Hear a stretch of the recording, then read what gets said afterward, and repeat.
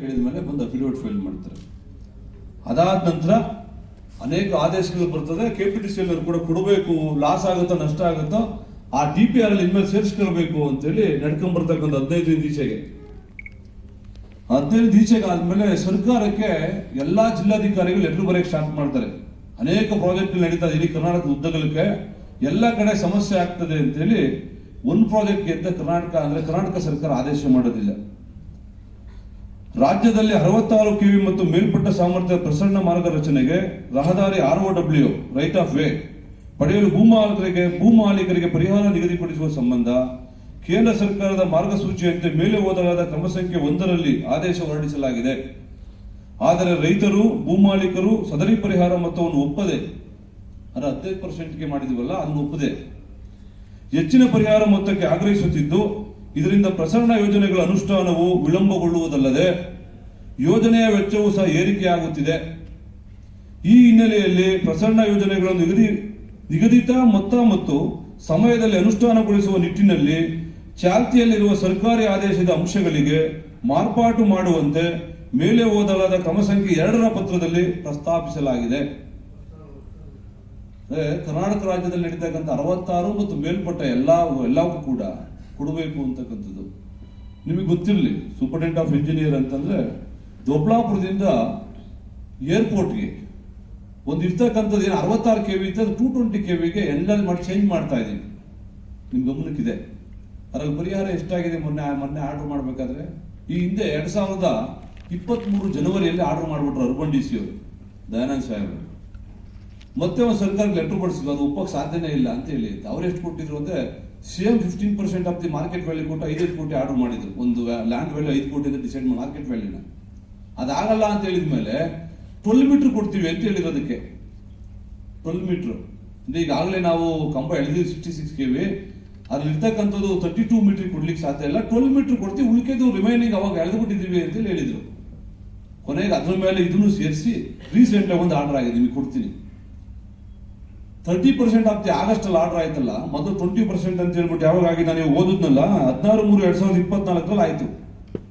20% ಕೊಡಬೇಕು ಅಂತ ಆರ್ಡರ್ ಆಯ್ತು, ಒಪ್ಪಲಿಲ್ಲ ನಾವು. ಮತ್ತೆ ಕ್ಯಾಬಿನೆಟ್ ಮುಂದೆ ತರಬೇಕು ಅಂತ ಹೇಳಿದ್ಮೇಲೆ ಕನ್ವಿನ್ಸ್ ಮಾಡಿದ್ಮೇಲೆ ಎನರ್ಜಿ ಡಿಪಾರ್ಟ್ಮೆಂಟ್ಗೆ ಇಲ್ಲಿಂದ ಲೆಟರ್ ಹೋಯ್ತಲ್ಲ ಅದ್ರದ್ದು ಕನ್ವಿನ್ಸ್ ಮಾಡಿದ್ಮೇಲೆ ಒಪ್ಕೊಂಡು 30% ಕೊಡೋಣ ಆಯ್ತು.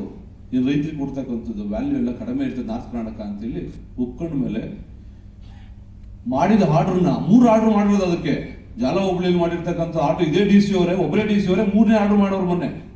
30% ಆಫ್ ದಿ ಮಾರ್ಕೆಟ್ ವ್ಯಾಲ್ಯೂ ಅಂತೇಳಿ ಪರಿಷ್ಕೃತ ಆದೇಶ ಅಂತೇಳಿ ಮಾಡೋರು ಮೊನ್ನೆ.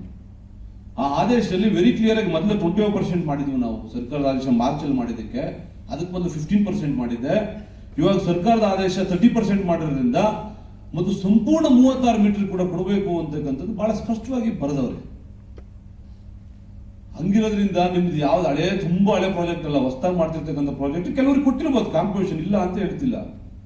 ತಗೊಂಡಿರ್ತಕ್ಕಂಥವ್ರಿಗೆ ಕೊಡಬೇಕಾ ಬೇಡ ಅಂತಕ್ಕಂಥದ್ದು ಮೊನ್ನೆ ಜಿಲ್ಲಾಧಿಕಾರಿಗಳು ತೀರ್ಮಾನ ಮಾಡ್ತಾರೆ. ಸರ್ಕಾರನೇ ಕೊಡಬೇಕು ಯಾವ ಕಾರಣಕ್ಕೆ ಅಂತೇಳಿ ಮಾರ್ಗಸೂಚಿ ಬಿಡುಗಡೆ ಮಾಡಿದ ಮೇಲೆ ಪ್ರಾಜೆಕ್ಟ್ಗಳನ್ನ ಡಿಲೇ ಆಗುತ್ತೆ ಅಂತೇಳಿ ಸರ್ಕಾರ ಗಮನಕ್ಕೆ ಬಂದಿರೋದ್ರಿಂದ ಸರ್ಕಾರ ಆದೇಶನ ಫಾಲೋ ಮಾಡ್ಲಿಕ್ಕೆ ಸಮಸ್ಯೆ ಇಲ್ಲ. ಇಲ್ಲಿಂದ ನಾವು ಆರ್ಡರ್ ರಿಕ್ವೆಸ್ಟ್ ಮಾಡಿ ಮೊನ್ನೆ ಜಿಲ್ಲಾಧಿಕಾರಿಗಳಿಗೆ ಪತ್ರ ಮುಖೇನ ಬರೆಸಿದ ಮೇಲೆ ಎನರ್ಜಿ ಡಿಪಾರ್ಟ್ಮೆಂಟ್ ಅವ್ರು ಒಂದೇ ಹೇಳಿದ್ದು, ನಾವೀಗಾಗಲೇ ಮಾರ್ಚ್ ಅಲ್ಲಿ 16/3/2024 ಬಹಳ ಸ್ಪಷ್ಟವಾಗಿ ಆದೇಶ ಮಾಡಿರೋದ್ರಿಂದ ಆ ಎನರ್ಜಿ ಡಿಪಾರ್ಟ್ಮೆಂಟ್ ಅಲ್ಲಿ ಕೆಲಸ ಮಾಡ್ತಾರಲ್ಲ ಒಬ್ರು, ಅವ್ರದ್ದು ಕೂಡ ಈ ಲೈನ್ಗೆ ಹೋಗುತ್ತೆ. ನಿಮಗೆ ಗೊತ್ತಿರಲಿ ಯಾರು ಎನರ್ಜಿ ಡಿಪಾರ್ಟ್ಮೆಂಟ್ ಸೆಕ್ರೆಟರಿ ಅವರೇ, ಅವರು FTA ಕೂಡ ಈ ಲೈನ್ಗೆ ಹೋಗ್ತದೆ. ಅವ್ರದ್ದು ಮಾವಿ ತೋಪದಲ್ಲಿ ಏನೋ ಕೇಳದೆ ಎಲ್ಲ ಕರೆದು ಬಿಟ್ಟಿದ್ದೀರಿ ಅಂತೇಳಿ ಅಂತ ಅವರು ಬಹಳ ಸ್ಪಷ್ಟವಾಗಿ ಬರೆದ್ರು ನಮ್ಮನ್ನು ಕೂರಿಸ್ಕೊಂಡು. ಇದು ಹಿಂಗಾಗೋದಿಲ್ಲ, ಈಗಾಗಲೇ ಈ ಆದೇಶ ಎಲ್ಲ ಮಾಡಿರೋದು ಇಂಥ ಡೇಟಲ್ಲಿ ಹಿಂಗೆ ಆದೇಶ ಸರ್ಕಾರ ಮಾಡಿರೋದ್ರಿಂದ ನಿಮ್ದು ಹಂತದಲ್ಲೇನೆ KPTCL ಹಂತದಲ್ಲೇನೆ ಮೊನ್ನೆ ಜಿಲ್ಲಾಧಿಕಾರಿಗಳ ಜೊತೆ ಸಮ್ಮುಖದಲ್ಲಿ ಸಭೆ ನಡೆಸಿ ರೈತರಿಗೆ ಪರಿಹಾರ ಕೊಡೋ ವಿಚಾರ ಅಲ್ಲೇ ತೀರ್ಮಾನ ಮಾಡಬೇಕು ನೀವು ಅಂತೇಳಿ ಲೆಟರ್ ಬರೆದ್ರು. ಲೆಟರ್ ಬರೆದಾಗ MD ಅವರಿಗೆ ಬಂತು, KPTCL MD ಅವರಿಗೆ ಬಂತು. MD ಕೊಡೋದು ಬಿಡೋದು ನಿಮಗೆ ಸಂಬಂಧಪಟ್ಟಿದ್ದು. ನೀವು ಸರ್ಕಾರದ ಆದೇಶ ಇರ್ತದೆ, ಕೊಡ್ಲಿಕ್ಕೆ ಏನು ಸಮಸ್ಯೆ ಇಲ್ಲ. ಈಗಾಗಲೇ ಆಗ್ಬಿಟ್ಟದೆ, ಉದ್ದಾಗ್ಲಿಕ್ಕೆ ಆಗ್ಬಿಟ್ಟದೆ. ಉದ್ದಾಗಲು ಕೊಡ್ತಾ ಇದೀವಿ, ಎಲ್ಲಿ ಕೊಡ್ತಾ ಇಲ್ಲ ಹೇಳ್ರಪ್ಪ ನೀವು? ದೊಬ್ಲಾಪುರದಲ್ಲಿ ಕೊಡ್ತಾ ಇಲ್ವಾ? ದೊಬ್ಲಾಪುರದಲ್ಲಿ ಮನೆ ಮೀಟಿಂಗ್ ಬಂದು ನೀವು AW ಯಾರು ಮೇಡಮ್ ಅವರು ಮೀಟಿಂಗ್ ಬಂದು ಹೇಳಿ ನಾವು ಚಿಕ್ಕಬಳ್ಳಾಪುರದಲ್ಲಿ ಕೊಡ್ತಾ ಇಲ್ಲ, ಎಳೆದು ಬಿಡ್ತೀವಿ ಇಲ್ಲಿ ಅಂತ ಹೇಳಿ. ಅವ್ರು ಕೇಳಿದ್ರು 30% ಕೊಡ್ತೀವಿ ಅಂತ ಗೋಗರ್ದ್ರು ನಿಮ್ಮ ಮೇಡಮ್. ನಾನು ಮೀಟಿಂಗ್ ಅಲ್ಲಿ ಇದೆ, ರೆಕಾರ್ಡ್ ಇದೆ. ಅರ್ಧ ಗಂಟೆ 30% ಕೊಡ್ತೀವಿ ಒಪ್ಕೊಳ್ಳಿ ಅಂತೇಳಿ ಅರ್ಧ ಗಂಟೆ ರಿಕ್ವೆಸ್ಟ್ ಮಾಡಿದ್ರು ಸಭೆಗೆ. ನಾವು ಕಾಂಪೋಸಿಷನ್ ಬೇಡ ರೀ, ನಮಗೆ ಭೂಗತ ಕೇಬಲ್ ಹಾಕ್ಬೇಕು, ಅಕ್ವೇಷನ್ ಮಾಡಲಿ ಅಂದ್ರೆ ಅವರು ರೈತರನ್ನ ಕನ್ವಿನ್ಸ್ ಮಾಡಿ ಎಳಿಸ್ತಕ್ಕಂಥದ್ದು ಪರಿಹಾರ ಕೊಟ್ಟು ಎಳ್ಸೋದೇ ಕಷ್ಟ. ಪರಿಹಾರ ಕೊಡದೆ ಎಳಿಸೋದು ಅನ್ನೋದು ನಿಮ್ ಕನಸು. ಇವಾಗ ಸಾಧ್ಯನೇ ಇಲ್ಲ. ನೀವು ಕೊಟ್ಟರೆ ನೋಟಿಸ್ ಮೇಲೆ ಏನಾದ್ರು ಒಂದು ಹೈಕೋರ್ಟ್ ನಾಳೆ ಬೆಳಿಗ್ಗೆ ಫೈಲ್ ಮಾಡಿದ್ರೆ ಒಂದು ಸ್ಟೇ ಆಗುತ್ತೆ, ಒಂದು 2 ವರ್ಷ. ಮಿನಿಮಮ್ ಕೊಡಬೇಕಾದ್ರೆ ಅಧಿಕಾರಿಗಳಿಗೆ ಕೂಡ ಒಂದು 7 ದಿವಸ ಕೊಡಬೇಕು, ಟೈಮ್ ಕೊಟ್ಟು ರೈತರಿಗೆ ಹೋಗಿ ತಲುಪಿಸ್ತಕ್ಕಂಥ ಕೆಲಸ ಮಾಡಿ. ಯಾರಿಗೋ ಬೇಕಾಗ್ಬಿಟ್ರಿ ನಾಳೆ ತೀರ್ಮಾನ ಮಾಡೋದು, ನಾಳೆ ಮೀಟಿಂಗ್ ಮಾಡ್ಬಿಡೋಣ ಅಂತ ಹೇಳ್ಬಿಟ್ಟು ಇವತ್ತು ತೀರ್ಮಾನ ಮಾಡಿ ನೋಟಿಸ್ ಕೊಟ್ಬಿಟ್ರೆ ನಾಳೆ ಮಧ್ಯಾಹ್ನ ಜನ ಬರಬಾರ್ದು ಅಂತನಾ, ರೈತರು ಬರಬಾರ್ದು ಅಂತನಾ ಉದ್ದೇಶ? ರೈತರು ಬರಬಾರ್ದು ಅಂತನಾ ಸಭೆ ನಡಿಬಾರ್ದು ಅಂತನಾ? ನೋಡ್ರಿ, 2014 ಯಲಾಂಕಕ್ಕೆ ಅನಿಯೂರ್ ಟು ಯಲಾಂಕಕ್ಕೆ ಏನು ನಮ್ಮ ಪವರ್ ಕಾರ್ಪೊರೇಷನ್ ಇಂದ ಹೋಗ್ತಲ್ಲ 2009 ಒನ್ ಇಂಡಿಯಾದು ಸಿಗನಾಯಕನಹಳ್ಳಿಗೆ ಪವರ್ ಬರಬೇಕಿತ್ತು. ಇಲ್ಲಿಂದ ತುಮಕೂರಿಂದ ಒಂದು ಪವರ್ ಸಿಗನಾಯಕನಹಳ್ಳಿಗೆ ಬರಬೇಕಾದ್ರೆ ಅನಿಯೂರ್ ಅಂತ ಒಂದು ಗ್ರಾಮ ಬರುತ್ತೆ. ಅಧಿಕಾರಿಗಳು ಒತ್ತಡ ಹಾಕಿ 144 ಜಾರಿ ಆಯ್ತು ಅವತ್ತು ರಾತ್ರಿ. ನಮ್ಮನ್ನೆಲ್ಲ ಅರೆಸ್ಟ್ ಮಾಡಬೇಕು ಅಂತ ಕೊನೆಗೆ SP ಅವ್ರು ಫೋನ್ ಮಾಡಿದ್ರು, ನಂದು ಅನ್ಯಾಯ ಆಗುತ್ತೆ, ನನ್ಗೂ ಎಲ್ಲ ಒಂದ್ ಕಡೆ ಅಂತ ಫೋನ್ ಮಾಡಿ ಇಂಟಿಮೇಷನ್ ಮಾಡಿದ್ರು. ಬೇಡ ಅಂತೇಳಿ ನಾವು ಅವತ್ತು ರಾತ್ರಿ ಎಲ್ಲ ಒಂದ್ ಕಡೆ ಅಸೆಂಬಲ್ ಆದ್ವಿ. ಬೆಳಿಗ್ಗೆ ಬರುವಕ್ಕೆ 2000 ಜನ ಪೊಲೀಸ್ನವರು, ರೈತರು ನನ್ನ ಪ್ರಕಾರ ಒಂದು 500 ಜನ ಇದ್ರು. 3 ಜನ ಸೂಸೈಡ್ ಆ ಕೇಸಲ್ಲಿ ಸಸ್ಪೆಂಡ್ ಆಗಿದೆ. ಯಾರು ಗೊತ್ತಾ? ತಾಹಿಲ್ದಾರ್, ಪಾಪ 144 ಸೈನ್ ಮಾಡಿ ತಾಹಿಲ್ದಾರ್ DYSP ಅವರು ಸಸ್ಪೆಂಡ್ ಆದ್ರೆ. ಆ ಪ್ರಾಜೆಕ್ಟ್ ಎಷ್ಟು ವರ್ಷ ನಿಲ್ತು ಗೊತ್ತಾ? ನಿಮ್ಗೆ ಗೊತ್ತಿರಲಿ, 7 ವರ್ಷ ನಿಲ್ತ ಪ್ರಾಜೆಕ್ಟ್, 7 years. ಅಧಿಕಾರಿಗಳು ಹೋದವ್ರು ಯಾರು ಜಾವಿ ಬಂದಿಲ್ಲ ರೀ. ಆ ಇನ್ಸ್ಟೆಂಟ್ ಅಲ್ಲಿ ಇದ್ರಲ್ಲ ನಿಮ್ ಪವರ್ ಕಾರ್ಪೊರೇಷನ್ ಅಧಿಕಾರಿಗಳು ಯಾರು ಕೂಡ ಕರ್ನಾಟಕಕ್ಕೆ ಬರಲಿಲ್ಲ. ಮತ್ತೆ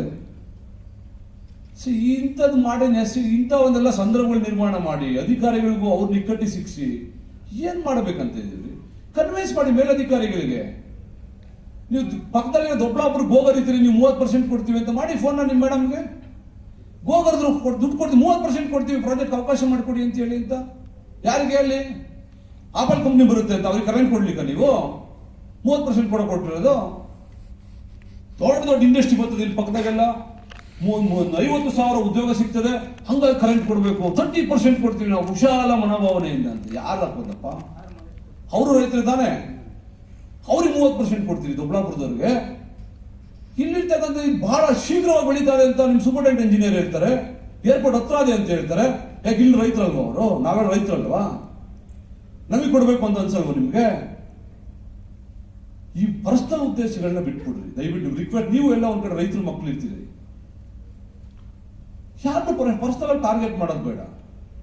ಇವರು ಚಿಕ್ಕಬಳ್ಳಾಪುರದವ್ರು ರೈತರೇನೆ, ಅವರು ರೈತರೇನೆ. ನಾಳೆ ಬೆಳಿಗ್ಗೆ MP ಕೇಳ್ತಾರಪ್ಪ ಇವರೆಲ್ಲ, ಚಿಕ್ಕಬಳ್ಳಾಪುರಕ್ಕೂ ಒಬ್ಬರೇ MP, ದೊಡ್ಡಬಳ್ಳಾಪುರಕ್ಕೂ ಒಬ್ಬರೇ MP ಕೇಳ್ತಾರ ಅವ್ರೇನೆ.